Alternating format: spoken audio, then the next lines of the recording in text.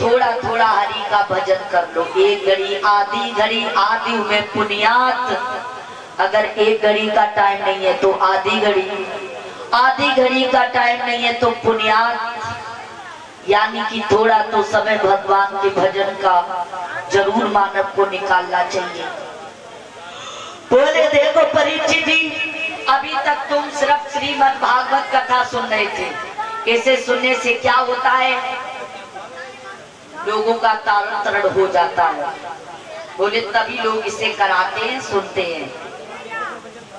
और जब भी करवा पाते हैं जब भगवान की असीम अनुकंपा हो जाती है हमारे ऊपर। तब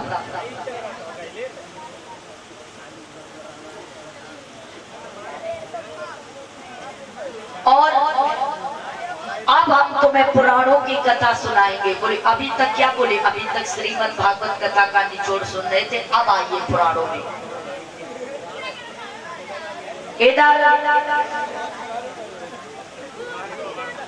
शिव सागर में लिखा हुआ है,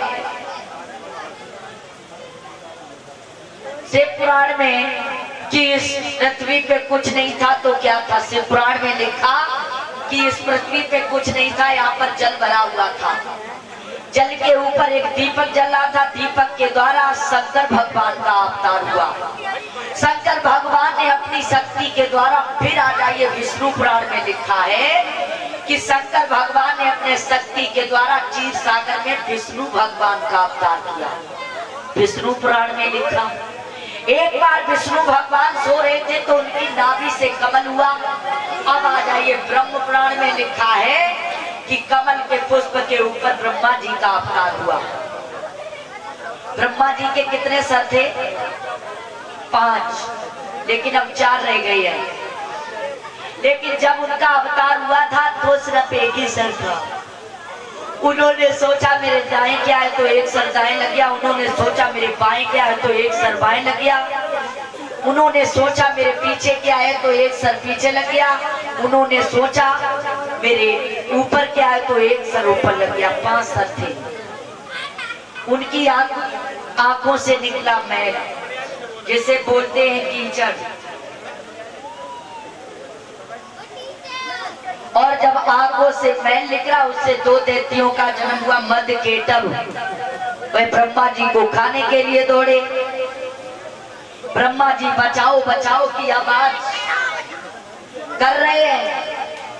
कहने लगे जो मेरे जीवन का रचयिता है वो मेरी रक्षा करो। ये आवाज विष्णु भगवान ने सुनी तो विष्णु भगवान आए और मधुकेटभ से युद्ध करने लगे। एक दिन युद्ध नहीं चला,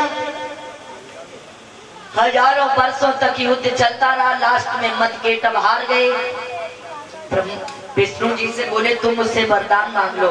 विष्णु कहने लगे मुझे एक ही वरदान चाहिए, तुम दोनों राक्षस मेरे हाथों से मारे जाओ। बोले अवश्य ऐसा होगा, लेकिन मेरी भी एक